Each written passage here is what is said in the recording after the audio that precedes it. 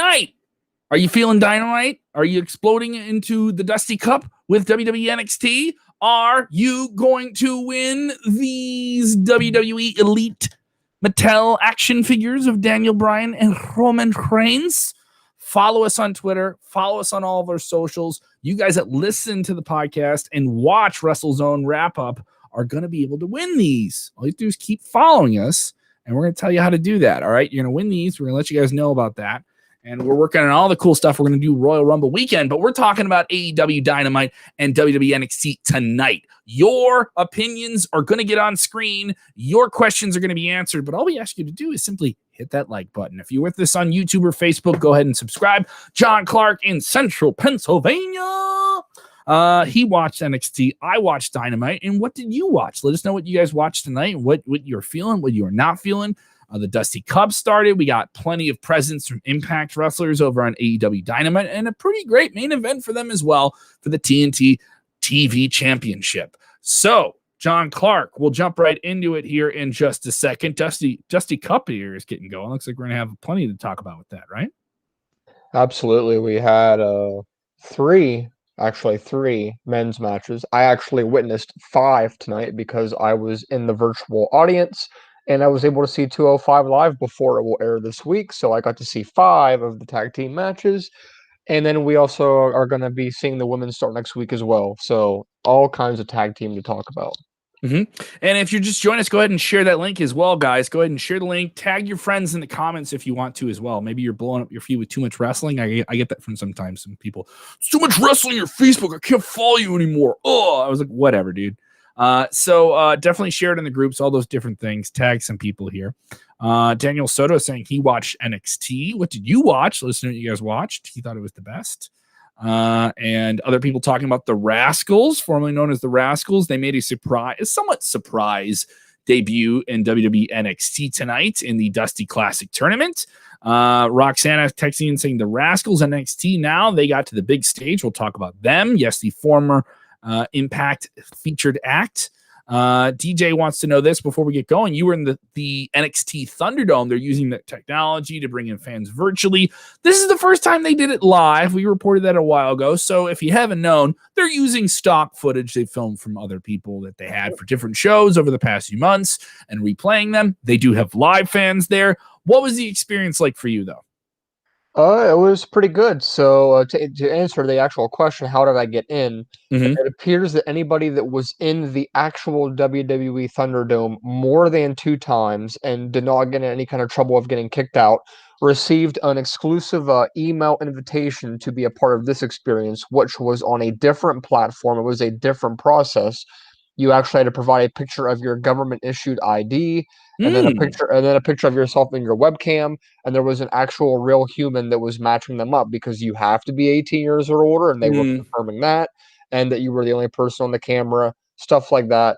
But it was definitely a more strict and streamlined experience. There was no getting kicked out or anything like that.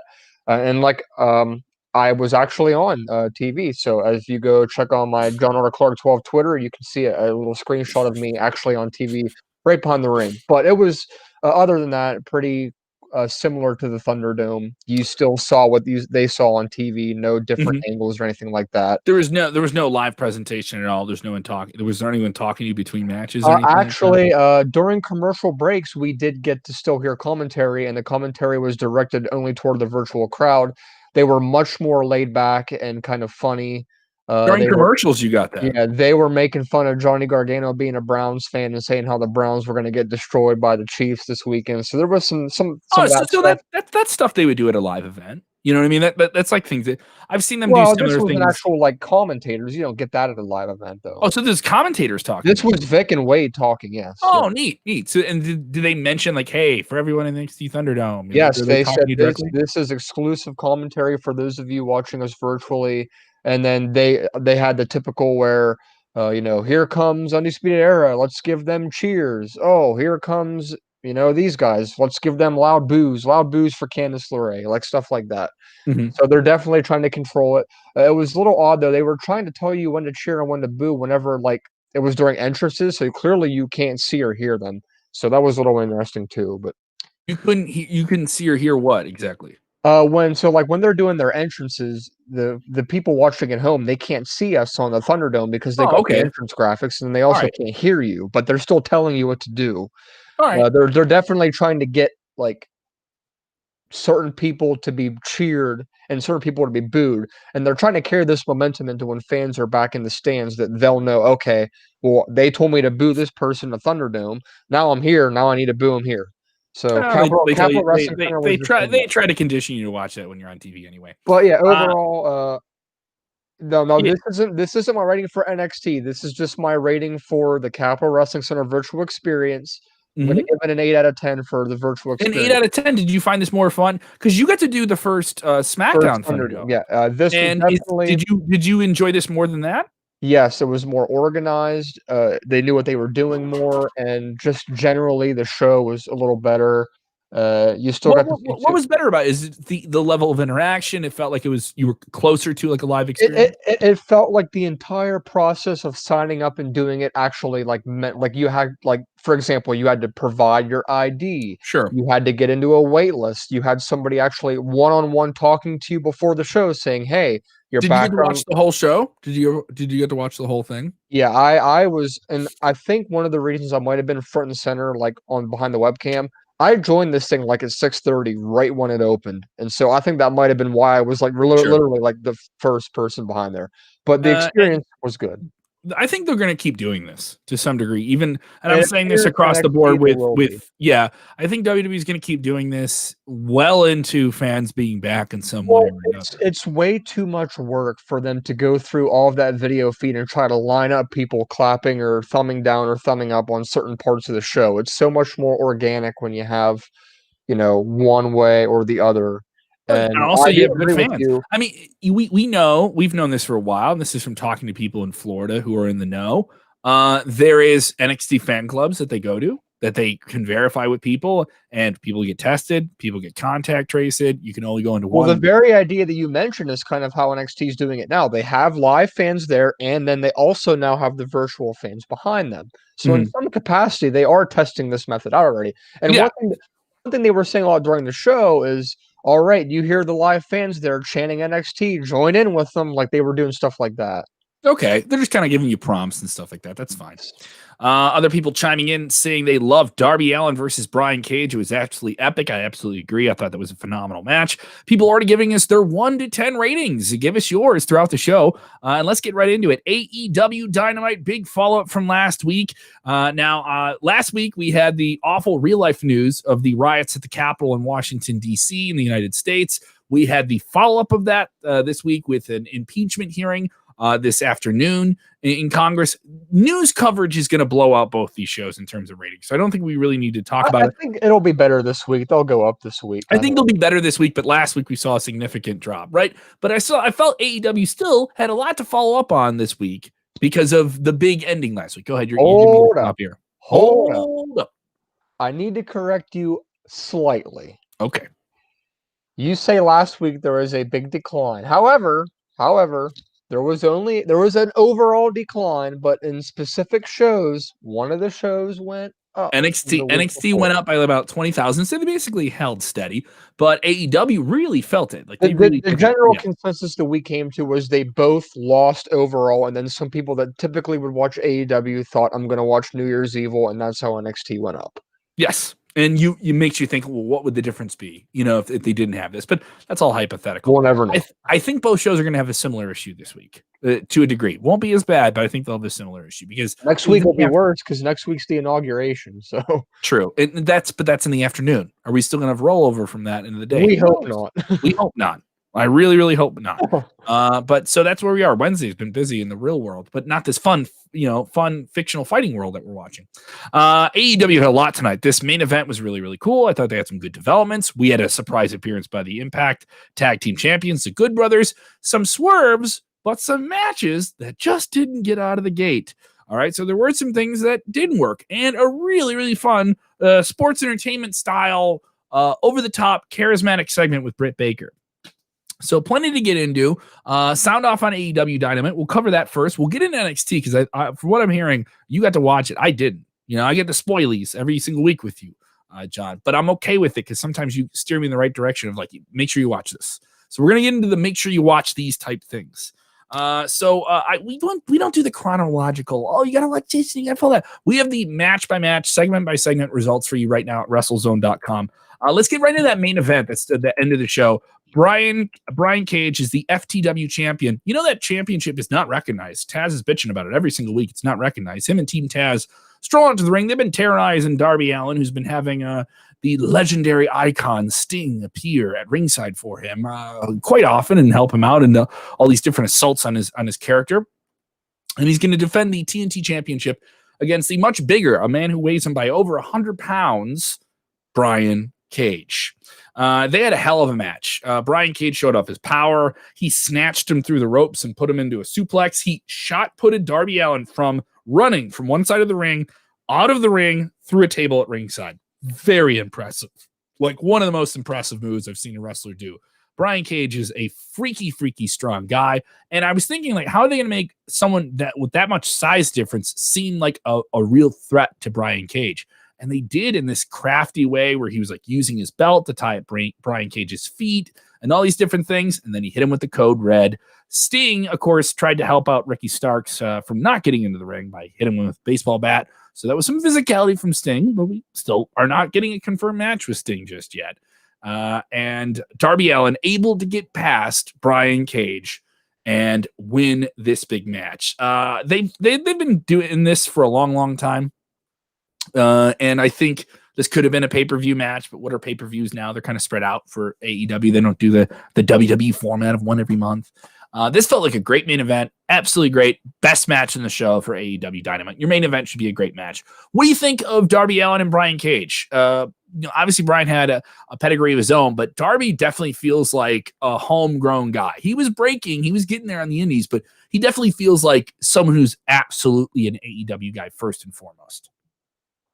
Yeah, I think he definitely does. I'm interested to see, obviously there's a bunch of players in the mix here, and therefore there's a bunch of different directions that they could potentially go. Is there one you see, as the best path forward? I think keeping the belt on Darby is smart. It is weird to think that somebody that much bigger than him can beat him, cannot like handle him. Like Rey Mysterio beating the Great Khali? Yeah, but it's also like, do you want the Great Khali to win? My thing is like Darby is on a certain streak right now. Keep him hot. You know what I mean? There's no need to like take the title off of him for that. And also they made it clever. Like they made Darby look like this relentless guy who is clever. He could find ways to get through these things and take a lot of punishment. And he's always been like that. So the character they've already developed of him just being reckless but clever, and reckless but able to endure everything has made him get up to this point. And Brian's power and his machismo were his downfall, if you will. And then Sting got involved. My only critique is, and this is weird to say, is I don't think they need Sting. I think Sting could have been there. I don't even think he just need to come out and maybe just swing the bat a little bit. I think they could have saved even the physicality for something. And the weird thing is, we're 2 months into this? We're 6 weeks out here from Sting being in AEW. He appeared on the beginning of December, and we remember doing that show, how big that show was, right? And a lot of people watch this. Maybe you watch with us all the time or listen all the time. That was a big show. It was a big AEW Dynamite show. And they said that December show at the beginning of December 2001, it was going to be big, and Sting showing up was a huge deal. Weirdly, we're a month and a half out later, Sting doesn't feel like as big a deal. And I don't like saying that. I really don't took words out of my mouth when you were going to have me talk. That's exactly what I was going to say. I was going to say special. It's still special. Okay, but isn't it so, I don't want to say ironic, but crazy to think that, and I don't want to use the word irrelevant, but it's almost like 6 weeks in and people were like not really talking about him anymore, Like you would think that he would be a big talking point of the show, like when John Moxley was there and Chris Jericho. I mean, they were just starting, but granted, Chris Jericho was the talk of the town for the first 2 or 3 months more. Sting, he got 2 or 3 weeks, and now it's like, well, yeah, Sting's there, but whatever. Like it's like expected now to the point where it's not really special. Mm-hmm. Of course, Tony Khan, president of AEW, tweeting this out just about 20 minutes ago after this big main event, saying, "Oh, come on, give him a break here." He says, "We've been building to Darby Allin versus Brian Cage to be a huge main event for over 8 months. It has been built up for a very long time. It's true. Tonight, they delivered a classic for our great fans on AEW Dynamite on TNT. Thank you to our great fans. Thank you to Brian Cage, and thank you and congratulations to Darby Allin." Everyone says it's getting to that. What's that Tony Schiavone line from back in WCW days? Where this is the best episode of Nitro ever every single week, right? Dynamite is still in that fresh phase where people are super, super pumped. And they have something here with Darby Allin as a fresh character. Combining him with a very established name like Sting, I think, is very, very smart in the long run. Our very own Bill Pritchard has speculated maybe this gets to Sting and Darby versus Cage and Ricky at the Beach Bash. Their next upcoming special episode of AEW Dynamite. Where do you think this goes? How physical does Sting get? I mean, certainly Sting having a match in AEW, even if it's limited with his spinal issue that ended his WWE run, or at least for matches. What do you think? Where do you go? How do you make that extra, extra special? A match, you have to do it. Before that, I want to squash rumors real quick in the chat. We have people asking why Jericho's on the show with COVID. He had COVID in September. He does not have COVID right now. The news did just break today that he had it, but he does not have it right now. No, he had COVID in September. He's good now. He's fine. Yeah. It was basically he kind of just said like I had it. I was asymptomatic. I didn't. Yeah, he's I good. wasn't around anyone, and there was some speculation just to squash that story quickly. He never endangered anybody. And so from what we know, he had it for 10 days in September. Then fans said, well, you wrestled this many times and everyone just wants to rush and say, but then the thing is, then you're asking someone, when did you get tested? When did you have this? When? And those are HIPAA laws. You don't have that level of freedom to know someone's private medical information. And it isn't clear when he got it or how he got it. And hopefully, everyone's fine. So I think I think it's people are just looking to start a fire with a match that somebody left on the ground. That's all. Yep. And so, regarding the Sting situation, maybe building up to a match with Darby, I'm still on the boat where Sting probably doesn't do anything unless it's a tag match. I mean, I guess with the cinematic thing, I guess we could see that. Yeah.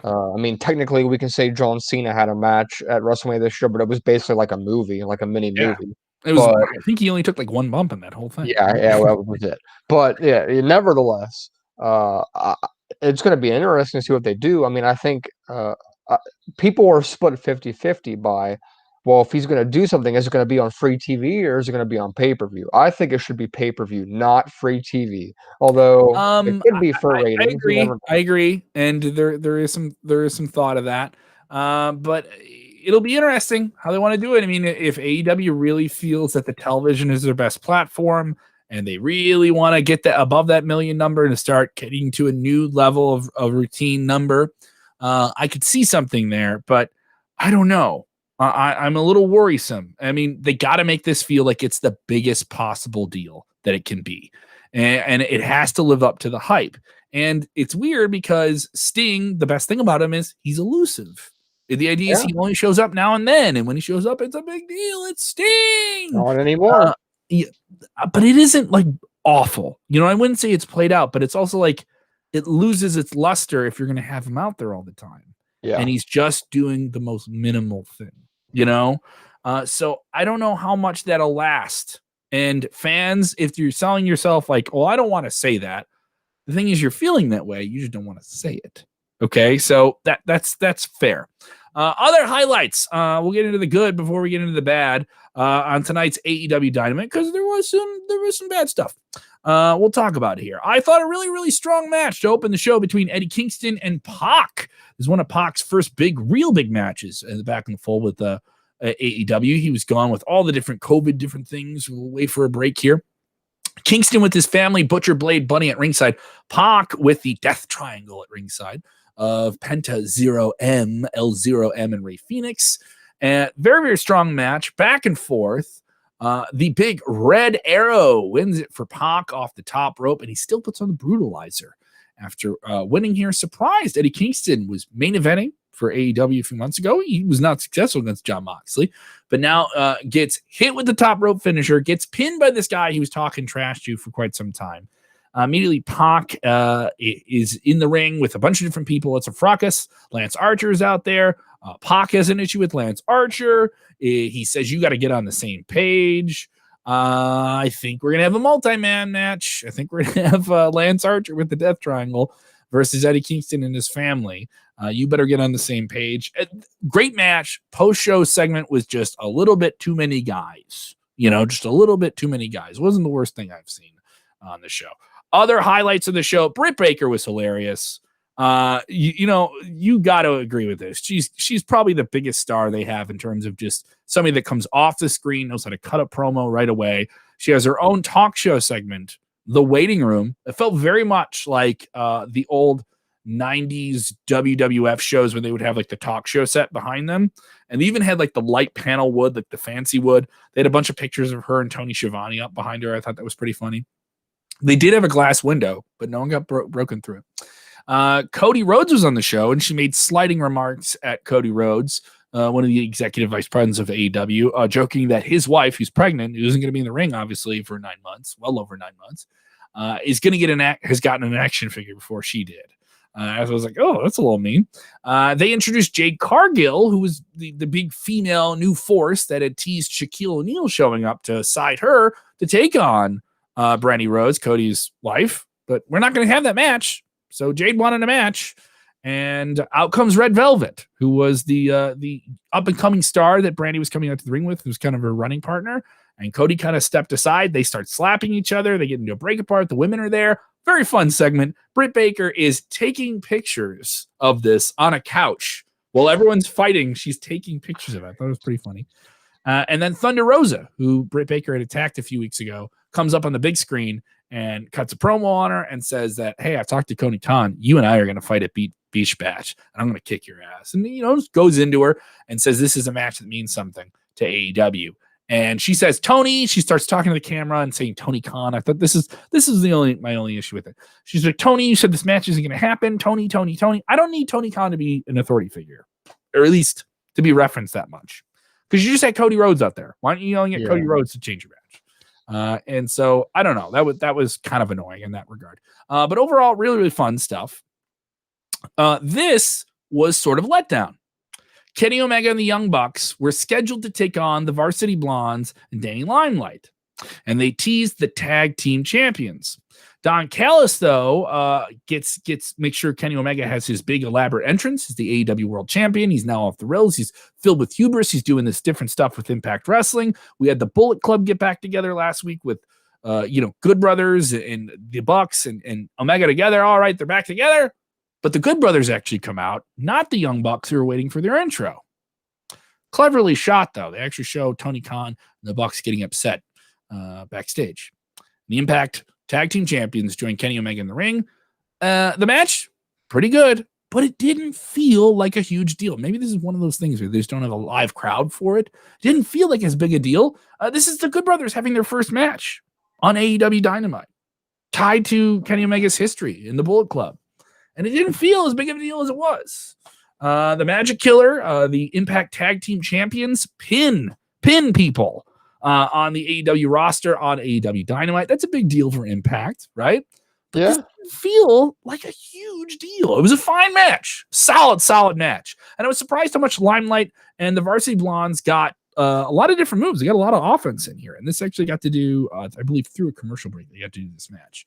But what do you think here? This collaboration between Impact and AEW, the AEW World Champion, and the Good Brothers going to be taking on Rich Swann, the Impact World Champion, the Motor City Machine Guns this Saturday on pay-per-view. Tony Schiavone fumbled the name of the pay-per-view for them, and it's supposed to be that real cute. I just want to insult that other wrestling show. But what do you think of Impact and AEW collaborating here? This is bigger for Impact than it is for AEW. Yeah, absolutely. AEW might get a rub off of using some people every once in a while, but this is obviously, I guess it's working, but it started out way more on fire than what it is now. Like, it was the talk of the wrestling world when it first started. And now it's like just one of those things where it's just, it's happening, but there's nothing like extraordinarily amazing happening where it's like making people want to, especially for Impact. We've seen the ratings. The ratings have went back to reality and back to normal. They're not really benefiting too much from this anymore. 10, 20,000, which is a pretty big deal for them, but you get my point. Yeah. I'm not sure how much longer it's going to go, but we originally thought it wasn't going to be too long, but the way that it's been going recently makes you think that it is going to be a little bit of a long-term thing. I don't know. Maybe this is a one-off, but we'll definitely know after Saturday at that pay-per-view. We'll know after Saturday. We'll have a better idea of that. Jon Moxley hit the ring, and of course, he was laid out by this new reunited version of the Bullet Club, which isn't the Bullet Club because obviously the Bucks got miffed this week, and they're going to play that up somehow. Does this mean the Bucks show up on Impact? We'll find out. And he clears the ring, and obviously teasing something. He'll be in action next week. Fun little segment for him. But then this is the issue I had with a lot of the rest of the show. None of the matches really got out of the gates. All the matches were fun. Jurassic Express, FTR, I thought they had a solid match, but it just felt a little bit short. I think commercial breaks sometimes are an issue for them. They did a lot of picture-in-picture stuff. I'm kind of over them doing so much picture-in-picture. I thought Jungle Boy got a lot of offense. FTR, though, using some dastardly deeds, using guardrails on the outside, whipping people in ring posts. It was good. Match, it was a letdown. Serena Deeb is one of the best wrestlers in the world. She's the NWA Women's Champion, a title that certainly seems more over than the AEW World Women's Championship right now. She took on Taya Conti. They got out there, but this one never got out of the gates. Ty Conti went for the Ty KO, and it got reversed into a the Deeb Talks for the W. The winner is still Serena Deeb. This is still an issue. The women in AEW, you have somebody cool like Britt Baker, Thunder Rosa over. That segment more over than this match, which should feel like a big deal. This is an NWA Women's Championship match. Yeah, it's what is your general consensus with how they're doing this women's division? They're trying to do some fun things. I know but is it working? Is what I'm saying. Like, do you think it's paying? They're trying. The thing is, they're trying, and because it definitely feels less than everything else in the show. And I know for a lot of young female wrestling fans, they want to tune into a show and see strong female characters, and there are many of them in AEW. But it's hard for me to even if I'm not watching even NXT, to see the rest of the show and get the sense of star that we get from some people. They're getting there. Some of the people are there. They certainly have great wrestlers. They're trying. I'm not putting it out there, but there's definitely a sense of this doesn't feel as big as it should be, and then you look over at NXT and they have a whole tournament they're doing with them and they're featured in Showcase. Now, mind you, AEW had a women's tournament. They had a women's tag team tournament, but it wasn't great. And none of the matches were something that people were raving about. I never heard anyone watch those shows and tell me, you got to see this. This was really cool. Tonight, the big thing for the women was this great segment with Britt Baker. She's still a star. She comes off the page. She's the best sports entertainment on AEW that they have right now. And she knows how to talk the talk and walk the walk. And they built this cool set for her. And I think her and Thunder Rosa is a perfect match. Her and Thunder Rosa is bigger than the NWA Women's title and bigger than the AEW Women's title. And, and last week we were talking about this as well. Akira Shida, strong wrestler, a bad and cool character, monster intro. They had a match. It was a quick little angle, and then it's done. And it just doesn't feel as big as it should be. The women need work. I almost think they need some more focus on AEW Dark, their web series and stuff like that. They should still be a part of Dynamite, but they just need a hotter angle. And I think maybe a little bit more focus on Thunder Rosa and Britt Baker. Sure. Don't hotshot it, obviously. Overall, strong episode of AEW Dynamite, but not the strongest. Going to give this week's show a 6.5. Definitely seek out the main event with Darby Allin and Brian Cage. If you're only watching part of the show, got to watch that main event. Oh, man, throwing him like someone said they threw him like a lawn dart. Lawn darts, those are not safe. Lawn darts are not a safe toy. I don't think you should have toys that are just nails that you throw into grass. But he got thrown like a shot put. That's what somebody said on Twitter that I like today. Want to follow me on Twitter? Follow me at Kev Kellum. So 6.5, AEW Dynamite building you some big things. Let's talk NXT. Let's get some people's takes though here before we do that. on different things. DJ saying they need Mickey James. I don't think Mickey James is going anywhere. I don't think she's jumping to AEW anytime soon. I think she has a long time on her contract. Sound off here on AEW, guys. Let us know what you think here.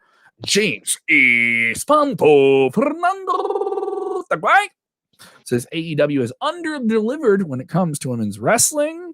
And he gives this week's show a 6.1, so he's not too far away from me. Give us your ratings on AEWs. Jason Michael Campbell telling me he thinks it was only disagree. If Impact Wrestling did it, it was only for a one-off appearance. The thing is, this has been going on for months, guys. It's not a one-off appearance. How long is this going to keep going? How long are they going to collaborate between Impact and AEW? Continue to give us your takes here on what is going on with AEW. Want to get some more comments here on screen while I'm scrolling around here. Oh, here we go. We got AEW owned by Tony Khan, right? He owns the Jacksonville Jaguars. Not a great football team in the NFL. And there's already talk after the College Bowl championship. Is the Khan family going to spend some big money and get Urban Meyer from Alabama? Are they going to do that? You know football. What do you think, John?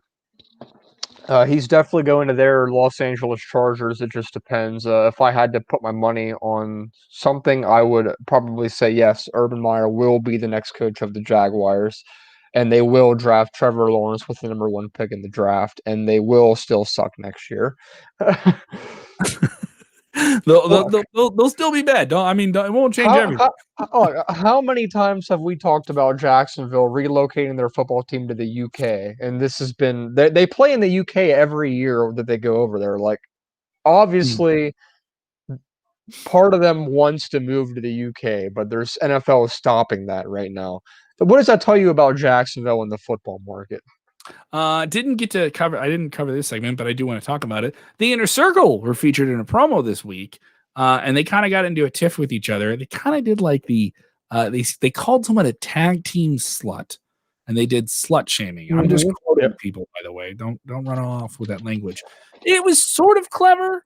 But it was like one of those things where you walk that line. I can say this as a comedian. You can say some of those things, but you have to be very, very clever. And they were right there. They were almost going over the line of just like, we're going to say dirty words. So they're almost right there. But basically the point of this big stable of guys that all feel like they could be individual stars or at least teams. They have Pride and Powerful. They have MJF. He has Wardlow, his backup guy. Chris Jericho has his muscle and Jake Hager. And there's Sammy Guevara. They're all going to fight each other in a tag team match. Wardlow will be outside the ring, but every different part of that. Pride and Powerful will be a team. Sammy Hagar. All right. So Sammy Hagar. All right. The singer? Yeah, it was a little bit of a confusing thing. And then they're going to have MJF and Chris Jericho together. So that's what we're going to get. That's an interesting match. I do think the Inner Circle thing is just kind of like, all right, you guys have been teasing this. You've been putting your foot on the can. Let's kick the can. Let's get it down the road here, and let's rev this thing up. And you're teasing some type of issue. You've had matches like Wardlow and Jake Hager and different things like that, but they just get along. And MJF is always keeping things cool. I want to see this thing get ramped up. I understand long-term storytelling, but like I said, I want something to get through the glass. Let's break some glass. Let's go boom. I want to feel something explosive on Dynamite storyline wise. But I thought this was a pretty strong show, but they've set a certain standard, and this felt like just a bit of a drop-off from the standard, especially from last week when I thought that was just a great ending. I thought that Rey Fenix and Kenny Omega had a really, really strong match, and the surprise appearance of Impact Tag Team Champions, the Bullet Club moment, I thought that was really, really cool. And it's probably one of the big moments if you're a hardcore wrestling fan in the last 10 years. That's something you would love to at least go back and watch if you didn't watch it live. So hopefully things are, find their way around. We're hearing more things about another AEW TV show and all those different things. But let's get into NXT. A lot to talk about on NXT as we kick off the Dusty Classic. And it looks like we're going to have 2 concurrent tag team tournaments here, right?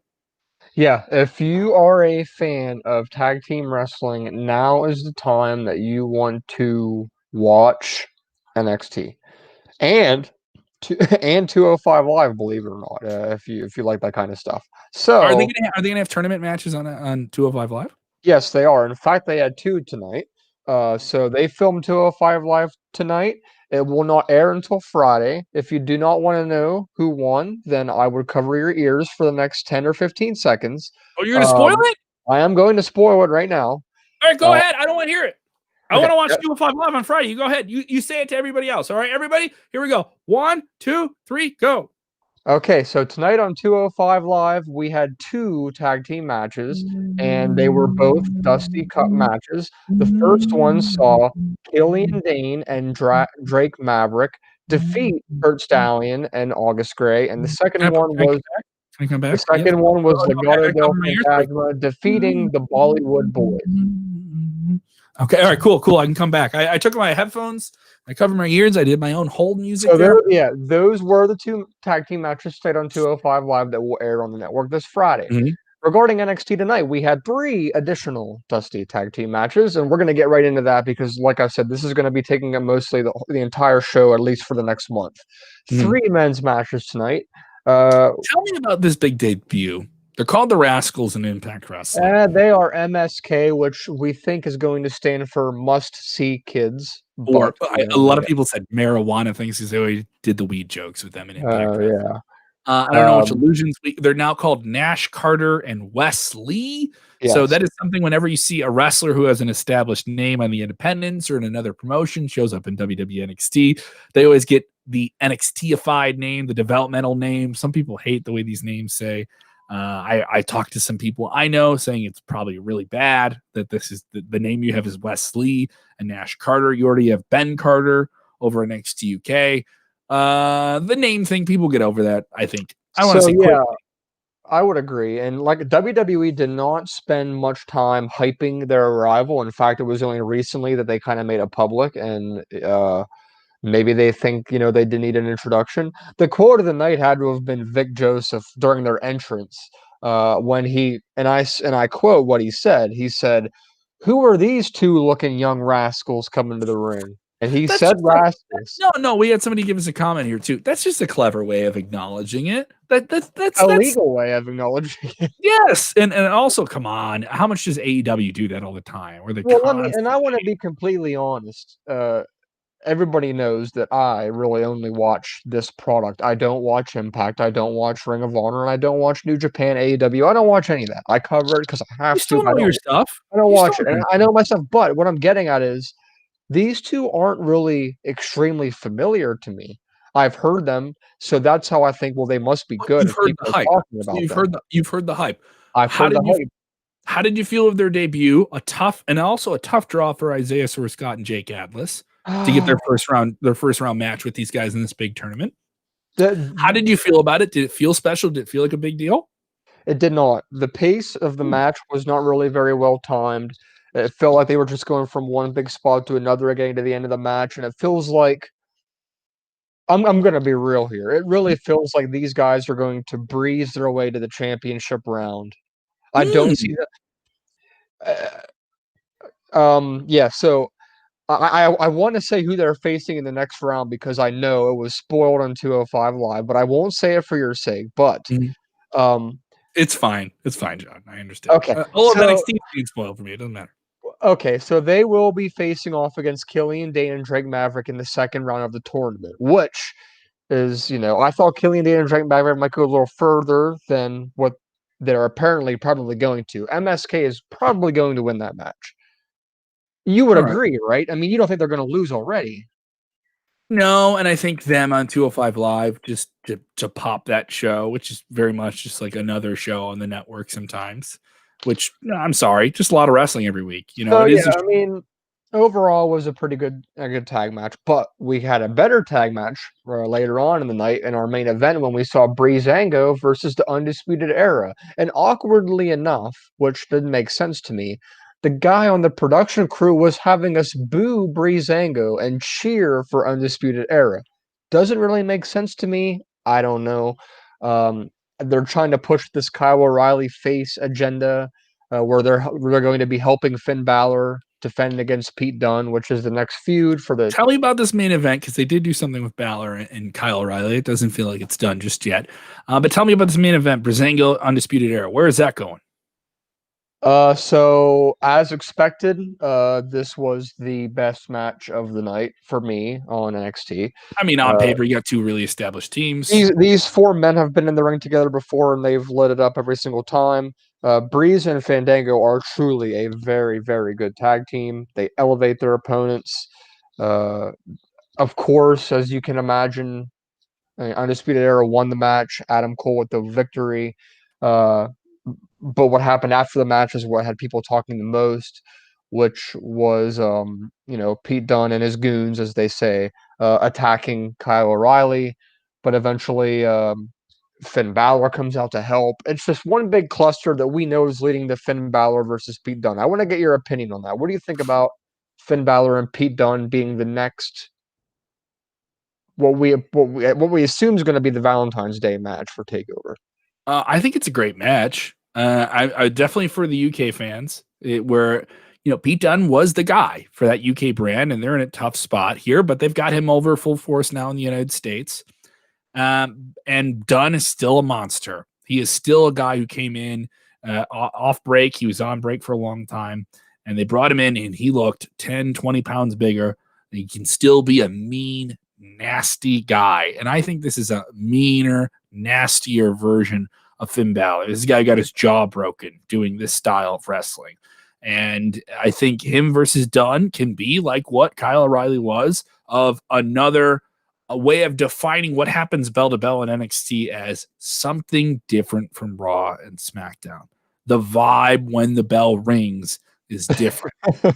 This is a low down, nasty fight at 100 miles an hour.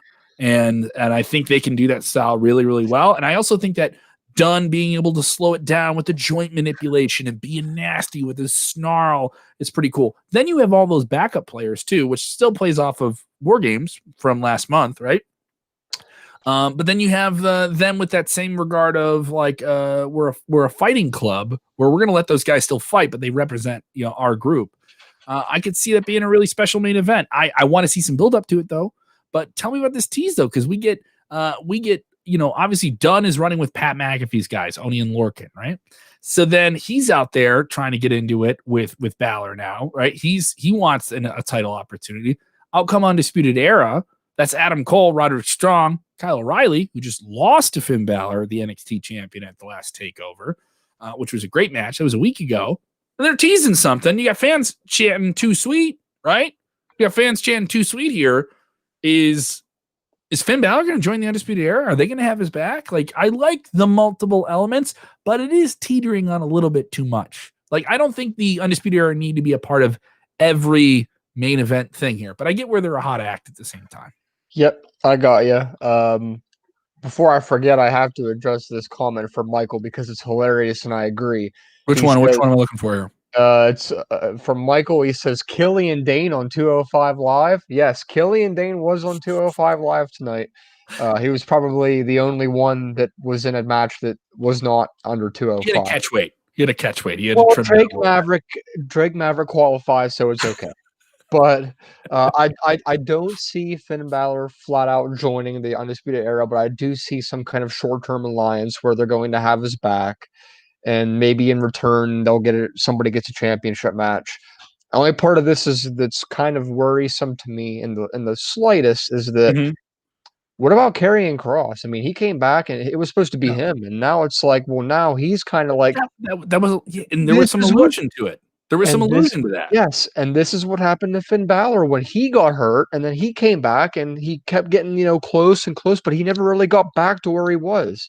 I don't want the same thing to happen, but the difference here is Triple H is in charge, not Vince in NXT. I still think it's weird they would tease something with Karrion Kross like right when he got back with Balor, but then kind of send him off in this holding prep. Well, what put a wrench in all these plans was when Ridge Holland got hurt.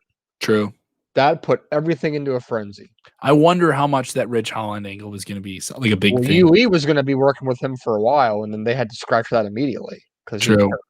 Yeah. But yeah, that was good. When we had one additional tag team match tonight for the Dusty Cup, and it was the Grizzled Young Veterans. Clearly, obviously, nobody surprised, beating Everrise. Very fast-paced match.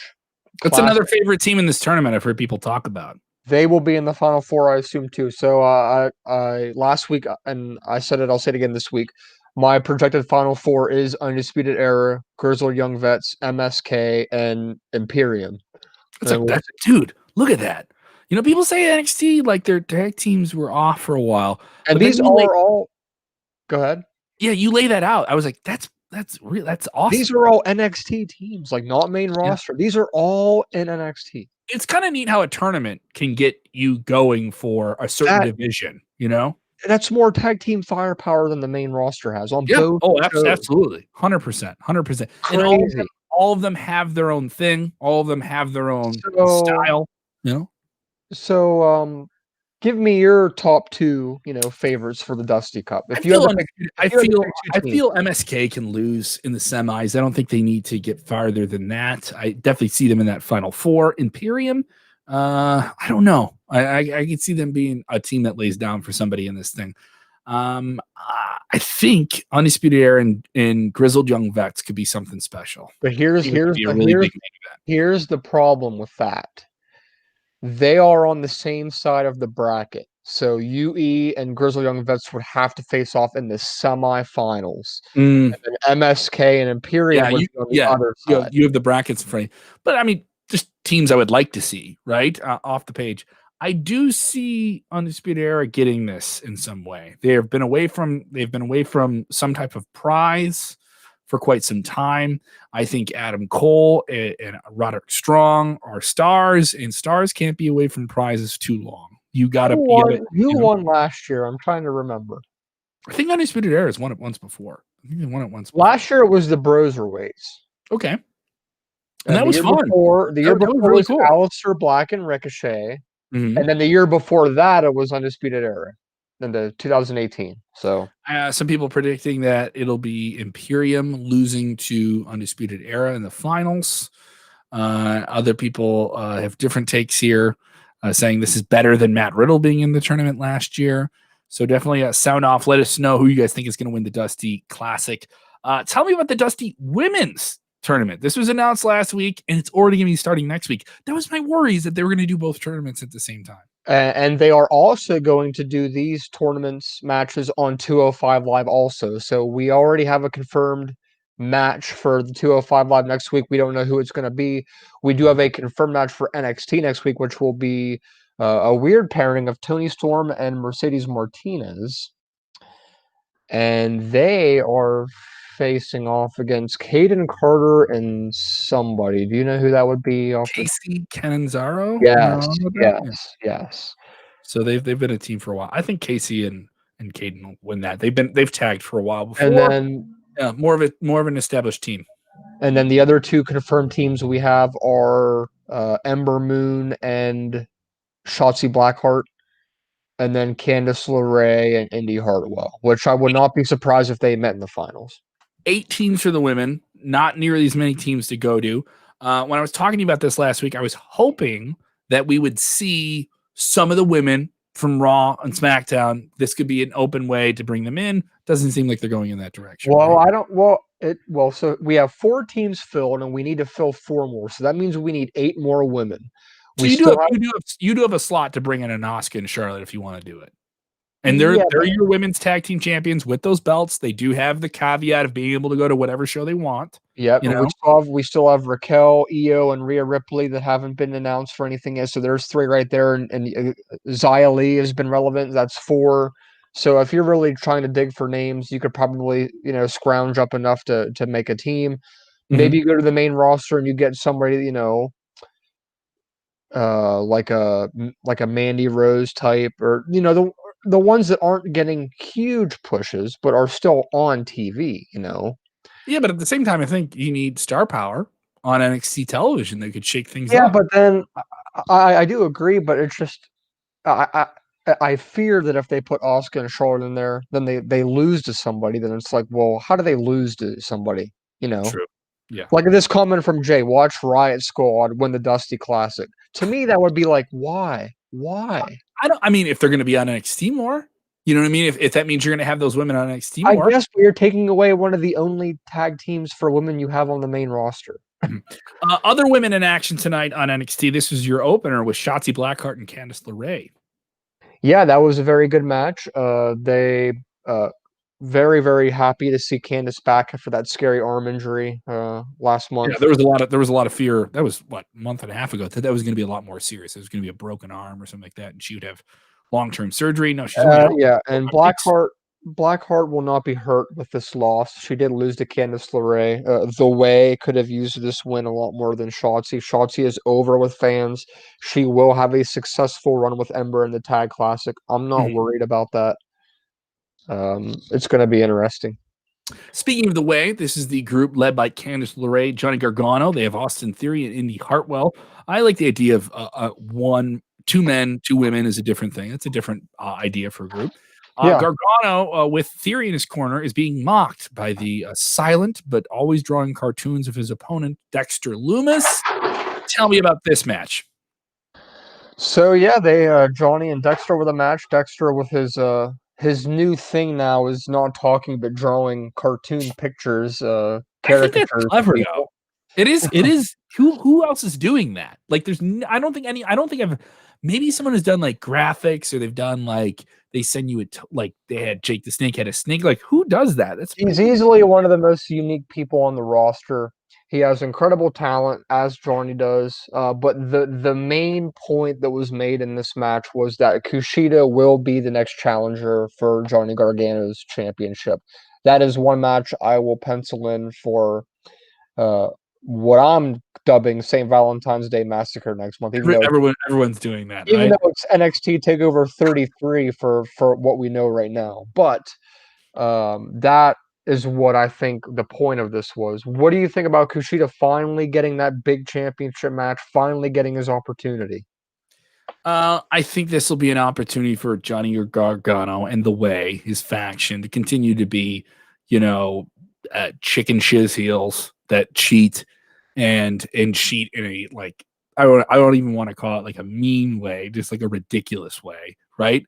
And that's what Gargano has become. He's become your upper mid guy who does ridiculous things. He's NXT's Miz in a way, if you want to make a comparison, and maybe bigger names that people know. Yeah. And I see that, unfortunately, being Kushida's duty is to go out here and have that type of match and tell that type of character and get villains over. And I think for a lot of hardcore fans who love Kushida, love what he did in New Japan, feel like he has not gotten what he deserves in NXT. I completely agree with that sentiment. He's one of those big acquisitions from outside of the company. This isn't just like someone we developed. You brought in a guy who many people would put in like the top 10 bell-to-bell wrestlers in the world. And you bring him in, guy's done Tokyo Dome, so played to some of the biggest crowds, and he was on the shelf for a long, long time. Injuries, different things, and there's many times where he's just like a healthy scratch. Yep. And this is the issue with WWE that people get mad about all the time. It's a systematic one, a circumstantial one. They have a big roster. There's a lot of guys who want those spots. Yeah. There's a lot of people competing for them, and Kushida is not a spring chicken. I think this is a good position to be in. I would love to be surprised and see him win the title, but they have hot potato the North American belt, their secondary men's title, quite a bit. So something makes me think it stays with Gargano. Yeah, and I can probably agree. And then the biggest thing we have for next week, which was also a part of tonight's NXT, we had a very nice sit-down face-to-face interview with Tommaso and Thatcher. That is a confirmed Fight Pit match for next week's main event. This was supposed to be on the New Year's Evil TV special they did on the beginning of the year. And they will not reveal anything other than Thatcher said he wasn't cleared. Tommaso said, well, why weren't you cleared? What was the injury? And Thatcher said, don't worry about it. So they're not telling us something. It's none of our business anyway. But everyone's going to yell COVID, right? Everyone's going to yell COVID. That's the first thing that popped into my head. I'm not going to lie. But we have a match next week. Those two in the Fight Pit. No ring ropes. Cage around the ring. A platform to stand on. Good main event. What do you think? Who needs to win this? I say Thatcher needs to win this. What do you think? Thatcher needs to win it, but he did win the first one. He's undefeated in the Fight Pit. Yeah, he's undefeated in the Fight Pit. If you know what the Fight Pit is, you need to look up this match with him and Matt Reynolds. One of the best NXT matches they put on TV last year. And basically, it's a cage with like a ramp around the top of it, and there's no door to get out. I don't think they have a door like cage matches where you can just walk out. You have to win. Yep. And you can't pin anybody. I think you can only win by knockout or submission. Yeah. So it's kind of like it's Lion's Den esque, and they built at some point they're going to fight on the platform that kind of rings around the top of the cage, and they'll do some crazy stuff up there. Matt Riddle and Timothy Thatcher did this before. Both guys have legitimate fighting background. It played to their elements. It was great. It was really, really good. I think that was it was something. They moved it to a different night. Maybe it was one of the ones they didn't do on a Wednesday. Don't quote me on it, but it was a great, great match. Search for it on the WWE Network when we're done watching this. Go watch it. They beat the snot out of each other. I think that's the night that Thatcher got his tooth busted out too. Yes. Thatcher does need this because he's lost a lot of big matches. But at the same time, Tommaso's been back for a while, and they've just kind of had him spinning his wheels with mid-card people, And I think get him revved up for something. I could see this being a big platform for maybe him coming out of the fight pit and getting to a takeover match. Or are they holding off on that until sometime in the future and maybe get him there sometime in the spring? I don't know. To me, Tommaso has been not nearly the star he was before his last injury, and he was on the shelf with this last injury for a long, long time. He's been back for a long time. He does not feel like the mega star he was in NXT a while ago. Yep, and we're not getting Kurt Angle as the ref this time, so we're going to have a little bit of less star power for the match. But I think I didn't even remember that part. Look at you geeking out at me. You remembered everything. Yeah. But yeah, Thatcher I think needs to win and needs to do something, like I mentioned before, to me he would be like that Corbin Elias type guy. He can move up to the main roster and he'd be fine, I think. Okay. Maybe that's what they do, I mean, we didn't see Damian Priest tonight. He's been rumored to get called up. He was not on NXT tonight. No Rhea Ripley? No Rhea Ripley tonight. No Velveteen Dream tonight. No Io Shirai tonight. So, I mean, hey, Royal Rumble's coming up. We've got some surprises in the works, maybe. Overall, good NXT show. Going to give it a 7 out of 10. Just a little too much tag flavor for me coming up. A little too much what flavor? Tag flavor. Tag matches. Could that become an issue week to week? 3 of 5 matches this week were tag matches. I presume next week we're going to have 4 tag matches and then the fight pit match. It's kind of nice that they can break it out with 205 Live, though. That they can. So if you're a tag guy, you're going to love this. Doing the math, if they do 2 to 3 matches per week for men and women, we're looking at this not being over until right around that February 14th takeover. So I do expect the finals of each to be on that takeover. Craig Backlund said, tell me about this Killer Cross Karrion Kross promo that was on tonight. Cross successful at last week's New Year's Evil, dispatching Damian Priest clean down the middle. Some people think that sends Damian Priest out of NXT to one of the other WWE shows. Cross returned. What is bound for the big walking apocalypse that is him? So this was more of a Scarlet promo. And when they first brought the promo up and it was like all red and black and scarlet with like flowers and stuff, I thought that they were about to announce St. Valentine's Day Massacre as the name of the event, but they didn't. And it was just, a simple video package to hype up Karrion Kross. That was pretty much it. No. Hey, we're going for this. We have this person. There was no hint at anything like that, with the exception of there was a brief picture shot of the NXT championship. So all right, so maybe they're going for the title. So we'll see what happens here.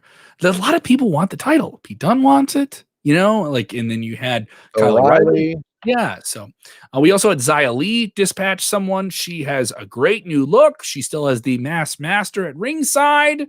I think that's a cool angle. They're playing that. We'll eventually find out who that is. Yeah, she got to squash somebody. So fairly strong episode of NXT tonight. You give it a 7 out of 10 and gave NXT AEW rather a 6.5. Let us know in the comments below if you're watching on demand what you thought was the best show on Wednesday. What was your favorite match? What do you rate it? 1 out of 10. Let us know. Let us know what you guys thought of it. Go ahead and give us your thoughts on what you guys thought of this week's Wednesday Night Wrestling shows. We'll be back on Wednesday. We'll also have another show on Friday. We're going to be doing a preview for Impact Hard to Kill, which airs on pay-per-view on Saturday night. Don't know if we're going to have a post show of that just yet. Possibly. If not, we don't have that on Saturday night. We might have that on Sunday. But we will have a pre-show for Hard to Kill Friday afternoon, plus we'll have the SmackDown Double Down. We'll have the AEW 2 Dynamite Dudes with Attitudes if you want even more AEW content. We have a whole bunch of it. If you haven't done it yet, go and subscribe to our YouTube channel. Tons of different interviews. We just did one with Ted DiBiase this week. We have a lot of really, really cool interviews and extra content coming to WrestleZone.com. If you haven't done it already, go ahead and follow us on those socials. All right. On Facebook, on Instagram, so you can win these, and we'll find out who wins these action figures before the end of the month. Roman Reigns, Daniel Bryan, the WWE Elite Mattel action figures. All right. You can win these. Pretty cool stuff, right? And we'll find out who's going to win these before the end of the month, right before the Royal Rumble. We'll find out. It's going to be pretty cool. So just help us grow the channels, help us grow the podcast. We had a great podcasting week, by the way. Thank you so much. Fans listening in Saudi Arabia, thank you guys so much. Fans listening in Cyprus. Did we get to number 2 on the island nation in the Mediterranean of Cyprus? Yes, we did. The Apple Sports chart. Did we get to number 1? No. Were we only at number 2 for a little while before we got knocked out of number 2? Yes. Just joking about it. Like, John's not happy. If you're not first, you're last. That's the way he feels about it. We're getting there. Thank you guys so much for supporting everything we're doing here. I really, really appreciate that. John, if they want to give you a follow on Twitter, where do they go? John R. Clark 12. All right. If you want to give me a follow me on the Twitter machine, KEVKELLAM. I revealed some unfortunate news on my Twitter this week. And some of you guys can follow that out. I am okay. It's not a COVID thing. Before people jump to anything, just want to say thank you to everyone at 101 WKQX, the alternative rock radio station. Just finished a great, nearly 6-year run on air with them. I'm so grateful for everything I got to do there. If any of you guys have come over to WrestleZone because of what to do with WKQX or vice versa, and you listen to 101 WKQX, keep listening to it. It's a great alternative rock radio station. There's some wonderful people there. And it's just great stuff. You know, these are hard times, man. Just like Dusty Rhodes said, these are hard times, but hard times don't last, but hard people do. And I'm rooting for everybody at KQX to get through this other thing, just like all of us are going through it. Love everybody there. So grateful for everything I got to do. And we'll be around. We'll get some beers down the road, right? That's what we're trying to get to. We're trying to get to when we can get back together and yell at a TV at a bar. That's what we want. The simple things. Don't we want the simple things back, John? Absolutely. Oh man, I'm just itching for it. All right. Thank you guys so much. Can you re-say how to win the figures? People asking this question about how to win these figures. Here's what you got to do. We haven't told you exactly how to do this. We were going to do this as like a keyword thing through the email, but there were too many people that got the email wrong. So, and like the keyword thing. So we're going to do something a little bit simpler the way we've done contests before. I want you to keep an eye on our socials. It'll be a very, very simple thing that you need to share, but I'm letting you guys that listen and actually watch the show know that these 2 figures, you could win them. All right. And you're going to know before everybody else who just lets our stuff fly through the feed and they're not in the cool club with you and I at this virtual couch we call WrestleZone Podcast, WrestleZone Wrap Up, right? You guys are getting the heads up. So if you follow us on Facebook, make sure your notifications are on. All right. If you follow us on Twitter, make sure your notifications are on. All right. So you're going to have to share it, and you're going to have to share it in a very specific way. And we're going to let you know when you can do that. You can win this Daniel Bryan Elite action figure. It's Roman Reigns Elite action figure. And I know there's probably some fans of both, and maybe some fans who just like to collect in the figures too. So let them know about it as well. I know we got those figure fans out there, so let them know about that. We'll do that before the Royal Rumble, and we are working on this little thing called the Fast Food Royal Yumble. All right, we're working on that. All right, so we're trying to finalize things for that as well. Thank you guys so much for supporting the show. I love that we have diehard fans who drop our Twitters in the feed. James Espanto, you sweetheart. I didn't send out Christmas cards this year, but I should send out a Christmas card to you, even if I'm a month late. All right. Thank you guys so much for supporting the show. Love you guys. Take care of yourselves. Wear your mask. Keep your distance. All right. We're going to get through this thing. All right. We are going to fire up. We're going to shake these ropes back here. We're going to shake these ropes. All right. We're going to pick up that big, nasty giant that was 2020. Coming into 2021. We're going to slam it to the mat. We're going to drop that leg. 1, 2, 3. We're going to get through this together. Tell them when they're watching wrestling, John, what are they supposed to do?